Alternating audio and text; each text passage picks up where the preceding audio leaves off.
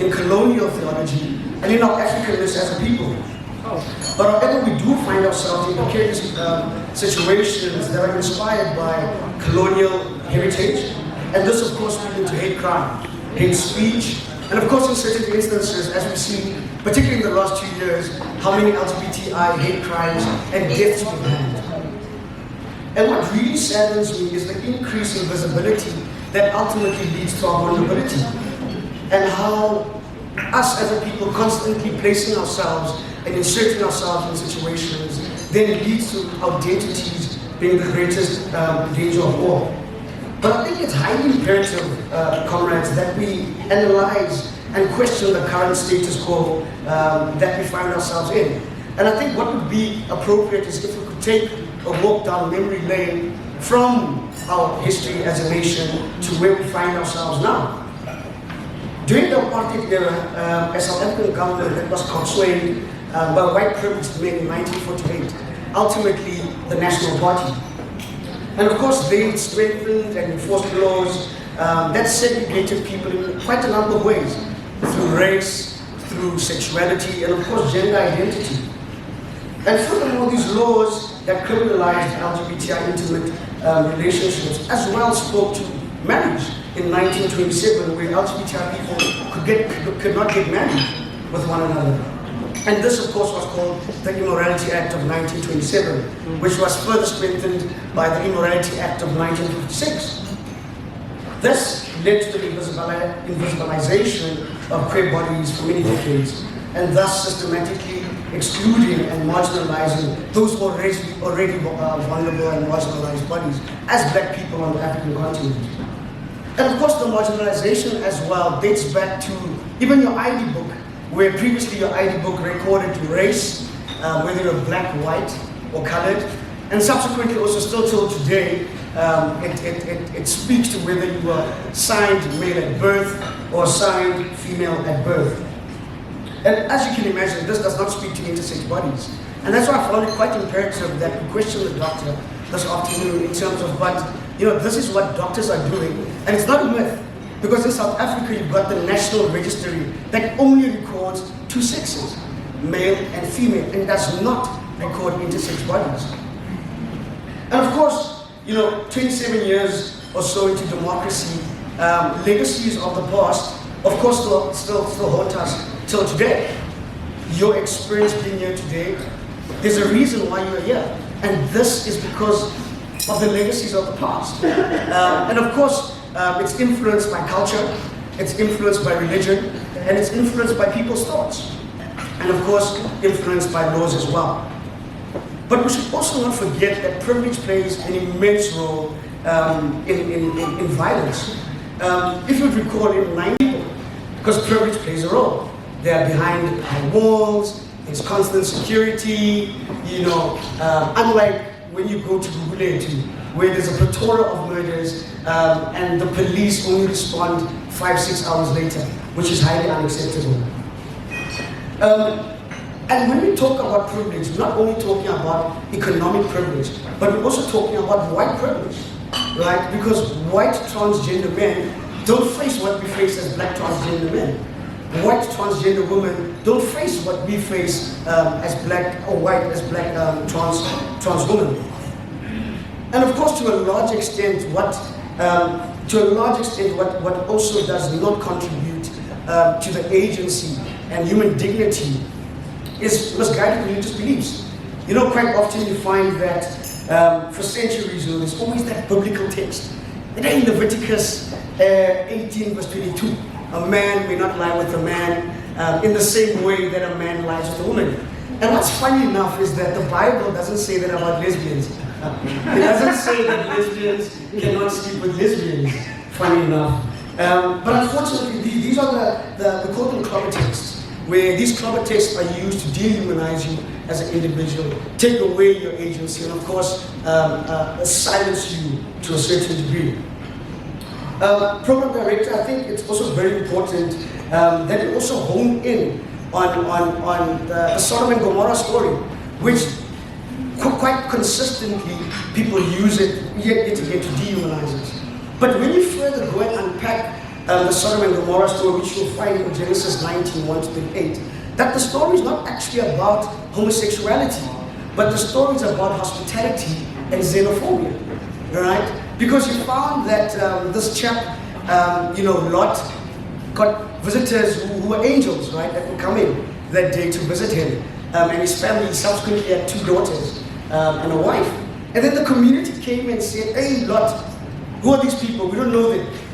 They don't belong here. And how often do you see that take place in South Africa where foreigners, refugees and asylum seekers are told that they don't belong here, they must leave. And that is exactly what happened in the text. And of course, when these men came through and said, listen, we don't want these people here, bring them so that we can punish them. And that punishment, as we see it displayed itself in prison, was a sexual encounter used to dehumanize the individual. You'd find that when you subsequently, if that specific text of those men having sex with these 2 men who were angels at the time, if that story was removed, you'd actually see that the story is not about the entire Sodom and Gomorrah story. It's not about homosexuality, but hospitality and, of course, xenophobia.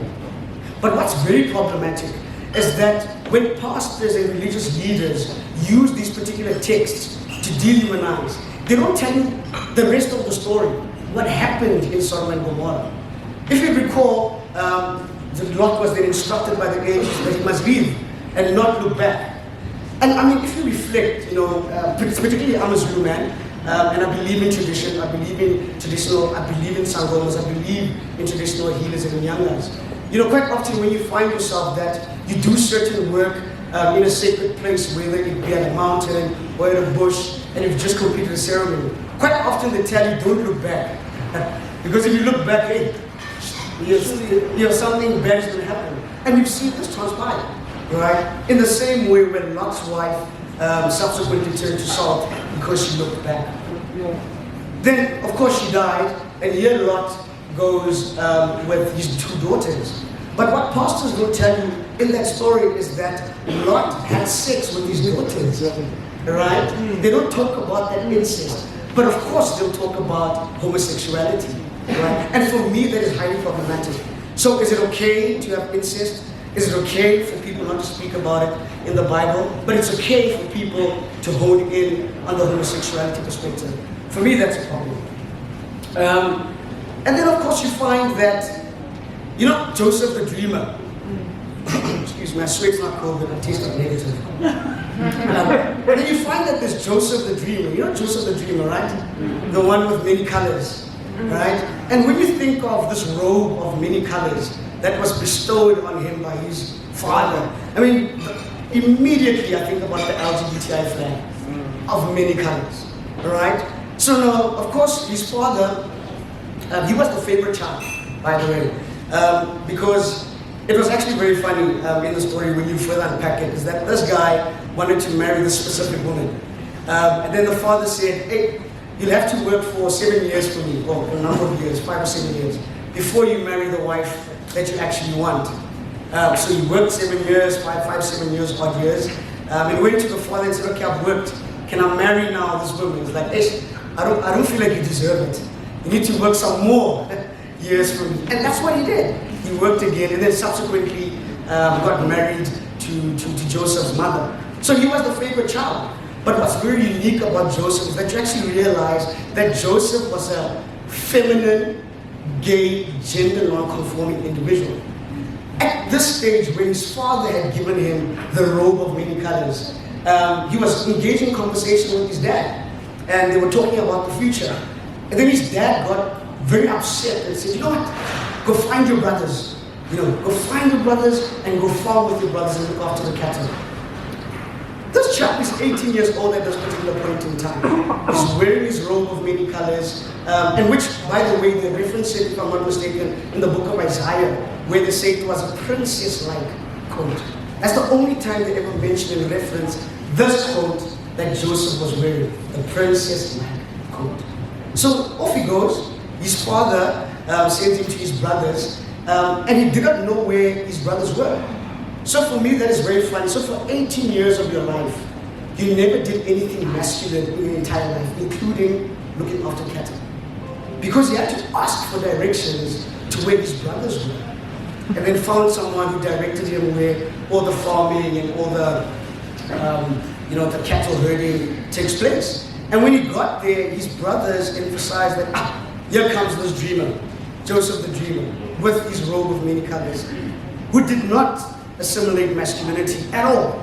And those are one of the reasons why his brothers disliked him and subsequently plotted to kill him. But then his older brother Reuben said, no guys, let's not kill him, let's rather sell him.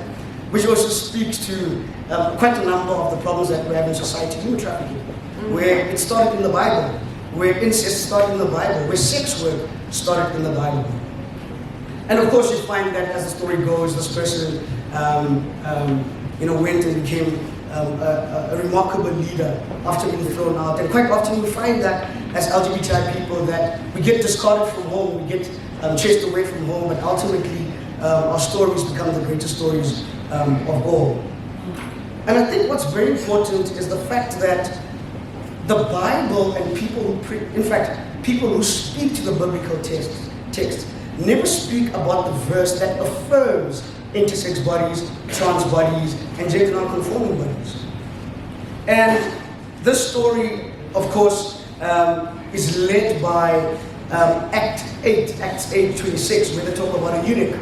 And a eunuch was basically a protector of the realm, a protector of the queen or the king at that particular point in time, and they were castrated. And what's very funny about the biblical text, it says that a eunuch can never ever find themselves praising in the house of the Lord because of the castration, right? Because that you're not man enough, you don't have the testes, you don't have the penis, so you're not a full human being. But however, if you reflect on Matthew 19:12, this is exactly what it says. For there are eunuchs who are born that way. There are those who are made that way. And there are those who make themselves that way. So there are intersex bodies who are born that way. And then you'll find doctors who will make them that way. And then you find trans people who are born that way and will affirm themselves through gender-affirming healthcare. And this text speaks directly to LGBTI bodies and the discrimination and exclusion that the Bible does not speak about. This is in the New Testament. Everything that is used to dehumanize bodies are predominantly found in the Old Text, which is highly critical for me to reflect on that actually, why do they not preach this in church? Maybe you'll find that a lot of LGBTI people actually start going back to church, right? When they preach that, and the minute they have a smoking section, as well as gender non-conforming toilets, right? Because effectively, that's the difference between equality and equity. Equality is having a male and female bathroom. Equity is bridging the gap and having a gender non-conforming or gender inclusive bathroom. And of course, there's always that notion that, being homosexual is un-African, which I highly disagree. Because there's always been evidence of people in the 16th, 17th, 18th century who are LGBT identifying. I mean, you find Queen Mbanda, who came from Angola, right? And subsequently took over the reins from her father, who died. This woman was so powerful, she led a military army filled with men for 4 decades, under her rule. Subsequently married women and married men and forced the men to dress like women. It's her kingdom, it's her realm. She decides. And she married them all. Because that was her gender expression, her identity and her sexual orientation becoming and being in that particular point in time. And of course there's another example that we can reflect on, which is King Mwanga, who was the leader of then called Buganda, which is now called Uganda. And of course he came out as a man who was attracted to men and women. And the British colonial rule tried to silence him for a very, very long time. And of course subsequently that was not the case. Because as we all know, you cannot pray the gay away. My mother tried, pastors have tried, I've been to ZCC, I've been to CRC, I've seen it all. They can't tell me. This thing is in the sea. Yeah, and it was a very violent space for me to be a part of that praying the gay away, particularly in the ZCC church. Please, I'm not speaking on behalf of anyone but my own lived experience that I had. So we've seen it all, where people come and try and pray the gay away. So these two people that I've reflected on are people that have been there and died in the 1800s. So I wholeheartedly reject the story that it's an African to be homosexual, because we are here, we are African, we were born here. There's nothing un-African about that. But friends, I think we should also we have reached a stage in our life where we need to constantly dismantle and disrupt the system as we know it. The system was not built for us, right? I mean, even when you reflect on colonial laws, South Africa had a law called the Witchcraft Act. And funny enough, in Botswana, they had the very same thing, the Witchcraft Act, where your identity as a sangoma, a traditional healer, or someone who believed in traditional methods of solving problems, it was a crime. And these were one of the ways white people used to silence the black identity. Because, I mean, within the sangoma realm, or spiritual belief, I call it African theology, you find that a woman who's assigned female at birth is called Nkulu, because of the theological African bestowing of that particular gift from a particular person. And vice versa with someone who's born a man, sex assigned at birth male, they call it Nkoko. And these have always, existed in society. But where you see the problem lies is when it's only acceptable for society to affirm a difference in gender variation when they consult because they've got problems. Then you'll see all the patriarchal men, it's okay there. But the minute they leave there, that reckoning with a difference in identity and the ever so present presence of diversity is inconceivable up until they need help, and then they're in trouble. For me, that's a problem. Finally, we find ourselves now in South Africa where we've got the Alteration of Sex Description Act, Act 49 of 2003, which of course, as we've spoken earlier, allows you to change your sex, allows you to change your name assigned at birth. But what is very problematic about this particular act is that there's an assumption that there is a benchmark to being trans, that you can only be trans when you access gender-affirming healthcare. You can only be trans when you access surgical care, which is not the case. Because you find a difference in trans bodies. You find a trans body that doesn't want gender-affirming healthcare. You'll find a trans body that doesn't want to get rid of their frontal organ, which many people call penis or vagina. And that's okay. There shouldn't be a benchmark to how you identify. And of course, this is the pathologization that occurs in the act, because subsequently it needs to be accompanied by a psychologist's letter, right, as well as a doctor's letter. What I find very problematic is that why the gatekeeping? Why should there be someone sitting there to decide whether you're trans enough to access gender-affirming healthcare or to change your particulars? Why is there that gatekeeping? For me, I find that a problem. Primary care and private hospitals, like medication that you can buy from a doctor, that you can get a referral letter or a prescription from a doctor, and the difference between Free State as a whole and Western Cape, including, is between holding.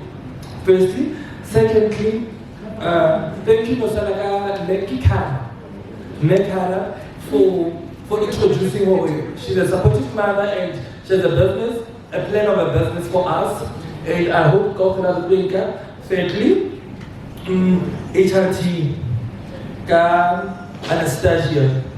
She opens our mind basically. Next time, there are those kind of medications within the LGBTI sector for transitioning and gender affirming. Losana, Siskana, Roxy, and Greyson. Thank you guys very much. You really touched our hearts and taught us about life. And going further,